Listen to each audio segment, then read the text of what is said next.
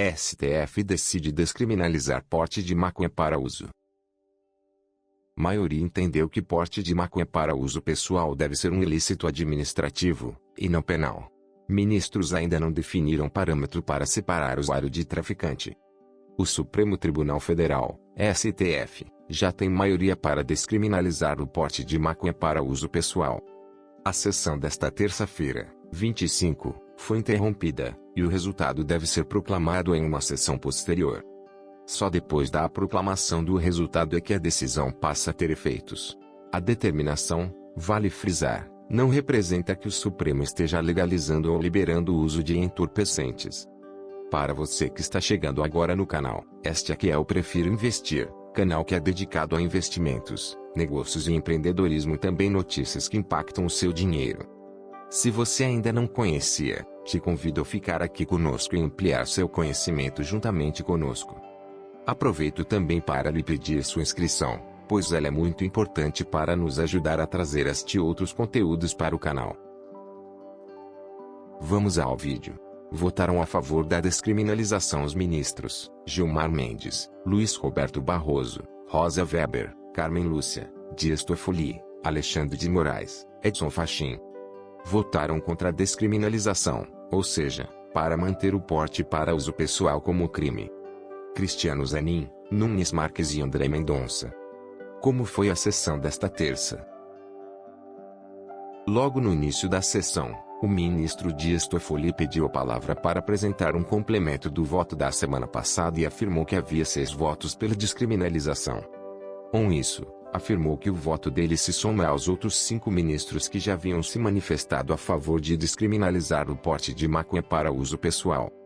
O ministro voltou a defender que é constitucional o artigo da Lei de Drogas que trata da conduta de portar substâncias entorpecentes para consumo próprio.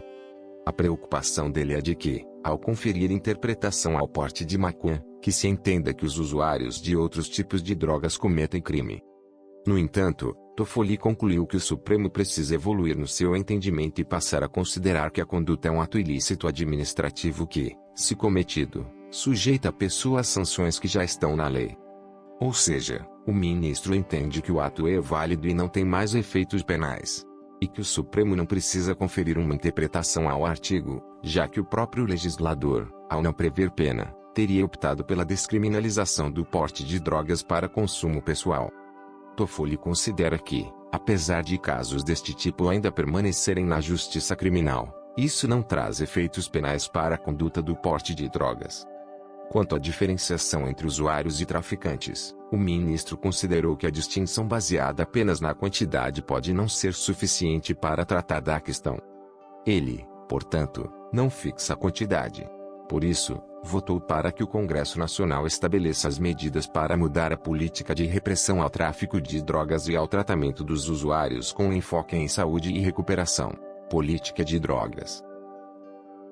Primeiro a votar nesta terça, o ministro Luiz Fux considerou que não cabe ao Supremo definir se o porte de maconha é crime. No entanto, no entendimento dele, trata-se de um ilícito administrativo. Segundo ele, a definição está dentro de uma política de drogas, feita pelo legislador. E que a definição da diferença entre traficante e usuário deve ser feita pela Anvisa. Fux também afirmou que há dissenso científico e moral. Considero, por essa razão, que devo ter no meu voto o dever de contenção e de postura deferente aos órgãos de técnica e órgãos científicos detentores de saberes, que tomem para si a tarefa de fixar quais são as substâncias e as quantidades que os indivíduos devem ser autorizados a adquirir, plantar para consumo próprio, disse. Considerou que a previsão do artigo 28 é constitucional, e que as sanções previstas são razoáveis e proporcionais. Uma declaração de inconstitucionalidade do artigo 28 da lei vai deixar de aplicar sanções superponderadas, proporcionais, razoáveis, argumentou. Sem regulação, sem atuação do poder legislativo, a liberação do uso da maconha vai trazer muito mais problema do que solução, seguiu. A ministra Carmen Lúcia votou com a maioria, para aplicar interpretação ao artigo e considerar que é um ato ilícito administrativo e não penal. Ela entende que é preciso diferenciar traficante de usuário, e que cabe ao legislativo estabelecer os critérios para essa distinção. Mas que, até isso ocorrer, cabe ao STF fixar o critério. não é liberou geral. Relator do caso, Gilmar Mendes pediu a palavra durante o julgamento para frisar que o entendimento não é um liberou geral. A Corte não legalizou ou liberou o consumo de entorpecentes. Ou seja, o uso de drogas, mesmo que individual, apesar de não ser crime, permanecerá como ato ilícito, ou seja, contrário à lei. Com isso, quem agir desta forma ainda estará sujeito às sanções que já estão na legislação, incluindo advertência sobre os efeitos das drogas e medida educativa de comparecimento ao programa ou curso educativo. O caso começou a ser analisado em 2015 e, ao longo deste período, foi interrompido por 4 pedidos mais tempo para análise do texto. Validade da Lei de Drogas. O processo envolve a discussão sobre a validade de um trecho da Lei de Drogas, de 2006. A lei estabelece, em seu artigo 28, que é crime adquirir, guardar e transportar entorpecentes para consumo pessoal. No entanto, a legislação não fixa uma pena de prisão para a conduta, mas sim sanções como advertência, prestação de serviços à comunidade e aplicação de medidas educativas, estas duas últimas, pelo prazo máximo de 5 meses. A norma não diz quais são as substâncias classificadas como droga, essa informação é detalhada em um regulamento do Ministério da Saúde. Além disso, determina que cabe ao juiz avaliar, no caso concreto, se o entorpecente é para uso individual. Para isso, o magistrado terá de levar em conta os seguintes requisitos: a natureza e a quantidade da substância apreendida, o local e as circunstâncias da apreensão, as circunstâncias sociais e pessoais da pessoa que portava o produto, além de suas condutas e antecedentes. Ou seja, não há um critério específico de quantidades estabelecido em lei. Com isso, a avaliação fica a cargo da Justiça. A lei de 2006 substituiu a regra que vigorava desde 1976.